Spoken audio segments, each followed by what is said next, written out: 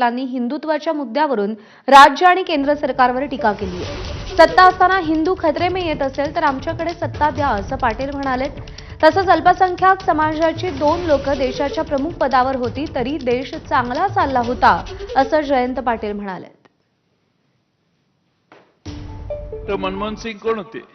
शीख होते। शीख हे देशात फार कमी संख्येने आहे। त्या काळात डॉक्टर अब्दुल कलाम राष्ट्रपती होते।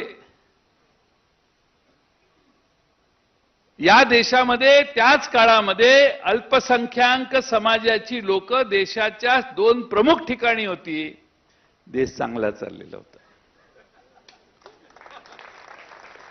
कधी ऐकले का त्यावेळी हिंदू खतरे में म्हणून?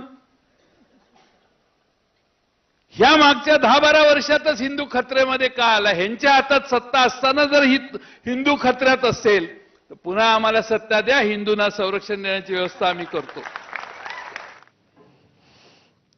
एक छोटासा ब्रेक बुलेटिनमध्ये या बातमीसह थोड्याच वेळात पुन्हा भेटूया। पाहत रहा एबीपी माझा।